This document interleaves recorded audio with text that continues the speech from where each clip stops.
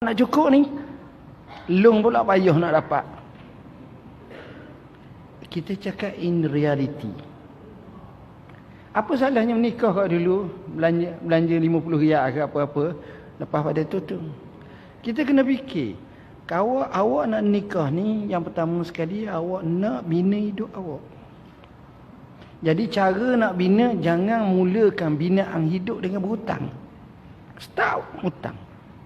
Orang AKPK kita pun saya. AKPK ni di bawah badan Bank Negara. Penyelesaian kepada hutang. Dia reduce, dia susung balik. Struktur keberhutangan tu cara susung. Ada orang tu menikah, kemudian pergi nak settle hutang. Yang jadi masalahnya ialah mereka ni, apa yang berlaku? Cerah 5 tahun 6 tahun cerah. Hutang bayar masa kahwin tu tak lepas lagi, cerah dah. Dan bukan satu kes, banyak kes. Tengok apa nak suka ke? Tak ada apa dah. Inilah saya kata kadang-kadang jadi musuh kita. Hak mana boleh senang-senang, ialah senang. Islam tu mudah, tapi jangan buat-buat mudah. Jangan terlalu bermudah-mudah. Kita ada peraturan, kita ada cara. InsyaAllah yang kita nak barakah. Kita nak senang hidup. Ada orang tu tak senang, letih hidup. Ni perasaan luka. Perkara-perkara macam itulah yang kita kena imbang dalam hidup ni. Tiba-tiba tambah pula dengan hak perkara kita kata hak ni wajib, sedangkan Allah tak wajibkan. Jadi orang rasa susah hati. Orang rasa susah hati. Kita buat, orang kata, "Oi bagus ni buat ni." Mana-mana perbuatan yang tidak dinaskan oleh Nabi sallallahu alaihi wasallam dan tidak dianjurkan, walaupun dia baik, tapi biasanya dia ada masalah. Percayalah. Mana-mana dia akan ada konflik, tapi apa yang Nabi suruh ikut betul, insya-Allah. Itu hak asal. Cuma kita kena beza apakah makna maksud sebenar bid'ah. Itu poin tu memang bahas panjang. Kita katakan ada beberapa perkara. Pertama, bid'ah ini tidak dinamakan bid'ah jika sekiranya perkara tersebut adalah untuk menyampaikan kepada satu-satu acara ibadat. Itu orang tak panggil bid'ah. Contoh, kita nak pergi masjid, nak sembahyang Jumaat, maka bebas. Nak pergi dengan motosikal, nak pergi jalan kaki, nak pergi dengan kereta, nak pergi dengan heli, boleh, tak ada masalah. Tak semestinya pergi dengan unta ataupun dengan keldai ataupun dengan kuda. Tak. Sebab itu jalan nak menyampaikan. Yang pentingnya awak kena pergi masjid kalau boleh awal. Tu je. Cara awak nak pergi masjid kau anda awak lah. Kita ada traktor, tak ada benda lain dah. Tapi jangan dalam bandar lah. Dalam bandar memang tak boleh masuk. Di kampung. Traktor, bawa traktor pergi masjid, tak ada masalah. Tempat parking traktor semua. Zaman dulu ada orang jalan kaki, ada. Yang penting Allah sebut fas'au ila zikrillah. Mu segera pergi ke masjid. Cara kau anda kau lah. Jadi kita tak kata hak ni bid'ah, hak ni tak. Itu tak termasuk. Ada satu cerita lucu dulu. Seorang ni belajar hadis bagus dia. Cerita Arab lah. Dia belajar sunnah-sunnah Nabi. Pakaian pun dengan serban semangat, dengan jubah semangat.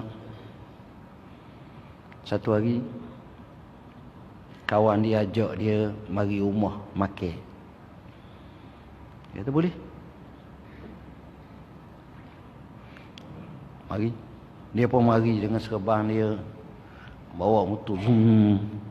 ekor sekebang dia tu melayang-layang belakang. Kemak. Sampai rumah orang tu, dia parking motor dia. Sudah parking motor, kawan dia pun ajak masuk. Ahlan, ahlan wa sahlan. Kawan dia pun ajak makan. Makan ni pula atas meja. Duduk meja ni. Apa dia buat? Dia bangun. Dia angkat meja ni. Dia tolak meja tu. Habis berderah makanan pecah-pecah. Kawan dia kata, apa jadi gini? Minta maaf. Bid'ah. Nabi tak pernah makan atas meja duduk macam ni. Cara Nabi duduk sebagaimana seorang hamba. Duduk atas tanah biasa. Dan Nabi makan dulang. Nabi ambil. Ni sunnah. Ni awak ni tak ikut sunnah.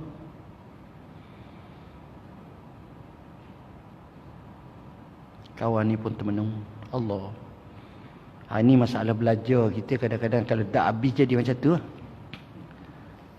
Tapi kawan dia ni cerdik, tuan-tuan.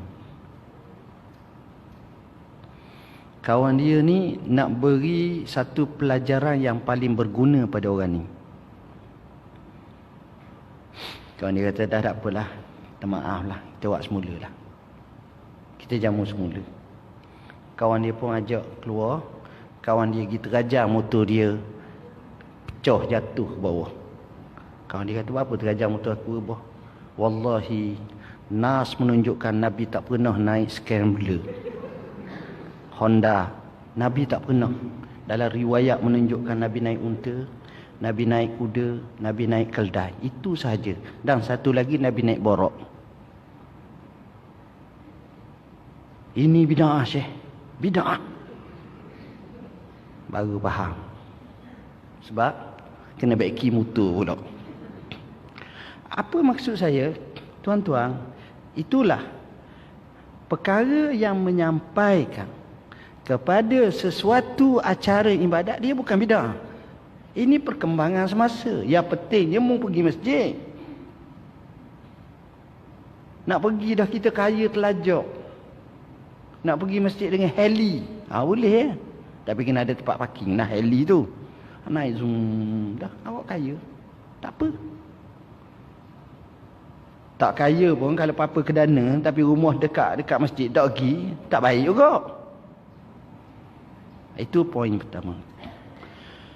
Begitu juga tidak dianggap sebagai bid'ah jika sekiranya perkara tersebut menjadi bantuan kepada keselesaan dalam acara ibadah. Dia jadi bantuan sahaja. Contoh, Tok Imam semayang. Bila Tok Imam semayang, Tok Imam pakai mic. Imam Masjid Negara pakai macam ni lah. Mic. Kita kata, zaman Nabi mana ada mic? Istilah zaman dulu dia panggil mubaligh. Dia panggil tahmil. Tukang sampaikan. Hak nun jadi akhirnya boleh sapa. Tapi zaman sekarang dengan alat bantuan ni, orang 4 km boleh dengar. Bukan 4 kaki, 4 km boleh dengar. Tengok. Dia bantuan. Semayang dia baca Fatihah juga. Tapi dengan sebab alat ni, suara tu boleh dengar, clear, jelas, faham. Okey. Maka alat-alat ini yang menjadi al-wasail, kita tak anggap dia sebagai bid'ah. Sebab dia bukan min jinsil ibadah, dia bukan jenis ibadat tersebut. Jadi kita tak bolehlah kita nak ukur macam tu. Jadi tak kena juga macam tu. Kemudian yang ketiga, walaupun kalau nak namakan bid'ah, tapi dia diperakui oleh Nabi melalui, Nabi tak buat, melalui sahabat-sahabat kanangnya. Itu tak apa. Contoh, kita ikut Abu Bakar, kita ikut Umar, kita ikut Osman, kita ikut Ali radhiyallahu anhum. Tak apa. Sebab kita tahu track record dia ini, dia bukan buat satu perkara yang menyanggah bertentangan teguh dengan apa yang Nabi nak. Sebab Nabi sendiri duk royak kat kita, alaikum bisunnati wa sunnatil khulafa'ir rasyidin al-mahdiyyin min ba'di. Mu ikutlah sunnah aku dan sunnah khalifah-khalifah 4 ataupun rasyidin mahdiyyin selepas daripada aku. Nabi sendiri tuding kepada Abu Bakar, Umar. Nabi kata iqtadu bil lazaini min ba'di. Mu ikutlah dua orang ni selepas daripada aku, Abu Bakar dan Umar. Jadi arahan ikutan kepada Abu Bakar dan kepada Umar jelas menunjukkan kepada kita bahawa itulah Islam. Boleh ikut.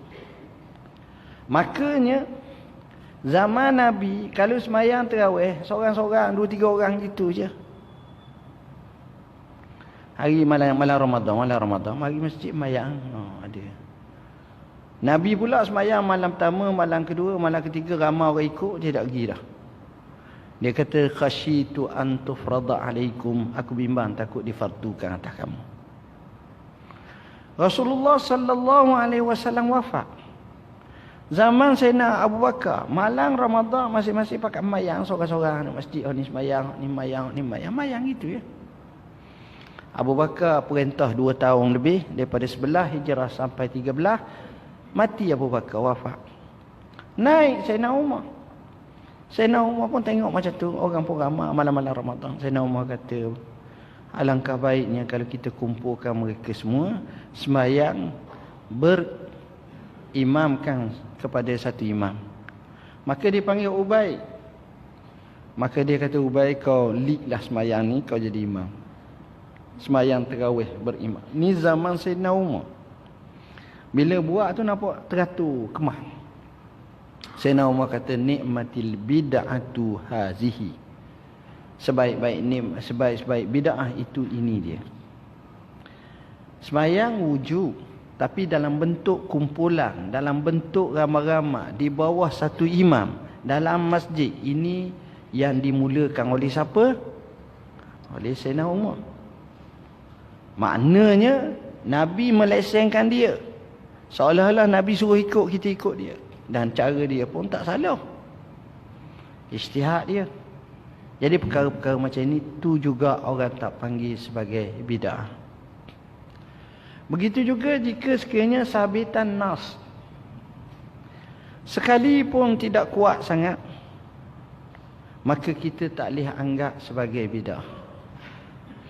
Bila mana ada ulama fiqh kata begini, ulama fiqh kata begini, berselisihlah di kalangan fuqaha dalam beberapa isu atau dalam satu isu tu, maka kita tak kata bila menyalahi sebagai bid'ah. Contoh, mazhab kita menyatakan sembahyang subuh sunat ab'ad kunut. Allahumma hdini, Allahumma hdina sunat. Mazhab Hambali kata tak ada kunut. Yang adanya kunut witir. Jadi subuh tak ada kunut. Mazhab kita berasaskan hadis Anas bin Malik. Kana Rasulullah sallallahu alaihi wasallam yaqnutu syahra. Kemudian dia kata falam yazal yaqnut hatta faraqad dunya. Atau kama qala, Nabi telah kunut sebulan dalam semayang dan sentiasalah dia kekal kunut sampai dia mati. Ini hadis walaupun didhaifkan oleh sebahagian yang menyatakan tu, ada yang mensahihkannya. An-Nawawi rahimahullah sebut. Habis. Jadi di situ ada dua pandangan. Yang ni ada hadis. Jadi bagi kita, mereka yang kunut macam dalam mazhab kita di Malaysia sebagai contoh, di wilayah sebagai contoh, mereka kata nak kunut. Silalah. Bahkan ini yang kita pegang. Maka tak segia yang beraliran lain daripada kita menyatakan kunut itu bid'ah. Tak boleh. Sebab ada asas. Ada asas Nabi buat. Bila Nabi buat, kita tak kata macam itu. Jadi perkara-perkara macam inilah yang kita kena harmonikan. Pada masa itu betul. Tetapi jika sekiranya kita bawa perkara yang asing 100%, sehingga takalluf dan memberatkan kepada manusia dengan sebuah pahaman ajaran yang menyebabkan orang tu tak tercampai dan merasa begitu sukar, jadi susah hati, itu bukan caranya. Sebab Islam ni tuan-tuan, dia sesuai semua orang, semua keadaan, semua jenis manusia. Tuan-tuan rasa orang puasa dalam dunia ni berapa orang? Beribu, berjuta, beratus juta. Tuan-tuan pernah tak umur tuan-tuan 40 tahun, 50 tahun atau 60 tahun, dengar tiap-tiap tahun, setakat yang tuan ada akal faham, dengar tak tahun ni 18 orang mati sebab puasa? Ada? Tak ada. Tahun lepas 16. Tahun sebelum pada tu 25 orang mati sebab puasa. Sebab ikut syariat Allah suruh puasa jadi mati. Ada? Tak ada. Tapi yang mati duduk di hospital kerana kenyang, ramai. Dan dengan sebab kenyang perut tu datang pelbagai punca penyakit. Itu biasa. Tapi daripada dulu sampai sekarang kita tak dengar. Tak tahulah tahun ni ada orang mati kerana puasa. Kerana puasa. Kerana kemalangan jalan raya tu soal lain. Kerana benda lain-lain. Tapi kerana puasa, buih mulut mati. Tak ada. Ertinya Islam sesuai. Sesuai. Bahkan sifat ibadat ni, salah satu maknanya ialah qillatut takalif. Sikit taklif dia. Islam ni tak berat. Kita semayang 5 waktu, 5 minit, 25 minit, tambahlah 5 minit lagi, setengah jam. Sedangkan Allah peruntukkan kita sehari 24 jam. Artinya setengah jam daripada 24 jam, maknanya kita nak semayang menggunakan masa semayang hanya 1/48. Juzuk yang kecil. Tengok, itu pun ramai tak semayang. Zakat. Bukan semua orang kena keluar zakat. Tapi kalau kaya, kenalah. Zakat hanya 2.5%. Kalau kita ada duit 1,000, tak kena keluar zakat. Dia ada nisab dia. Sampai berapa? Dia ada haul dia, cukup setahun. Keluar zakat tu hanya 2.5%. Tuan-tuan kajilah luar negara atau di mana-mana pun, tuan-tuan akan tengok kadang-kadang di sebuah negara sistem percukaian cukup tinggi. Ada yang 5%, ada yang 10%, ada yang 15%, ada yang 20%, bahkan ada yang lebih daripada tu. Tapi zakat Tuhan hanya takdirkan 2.5%. Dan uniknya di Malaysia ni, bila kita bayar zakat, kita boleh didak daripada lembaga hasil negeri. Ada lagi, orang tu gaji dia 10,000 sebulan. Dia kena bayar sebagai cukai. Dia kena bayar. Lembaga hasil negeri dia kena bayar. Potongan cukai berjadual ke apa ke, dia kena bayar. Tapi dia bayar zakat, maka zakat itu boleh mengurangkan bayaran dia tu. Tak ada masalah. Sebab itulah kita kata bahawa tuan-tuan, di sinilah pentingnya kita tengok Islam tu mudah. Islam itu indah. Islam itu tidak menyebabkan sukar orang nak hidup. Seorang Arab datang, ya Rasulullah, hamba nak semayang, hamba nak puasa, hamba nak buat setakat tu je, tanpa kurang dan tanpa lebih. Nak ambil hak fardu hak tu. Nabi kata, aflah in sadaq. Orang ni berbahagia kalau betul dia cakap tu. Sekadar tu minimum dia nak buat. Tak apa. Jadi Islam ni tuan-tuan, dia ibarat satu, dia panggil neraca atau kita kata standard yang sepatutnya ada. kau kena sembahyang 5 waktu, kau kena puasa Ramadan,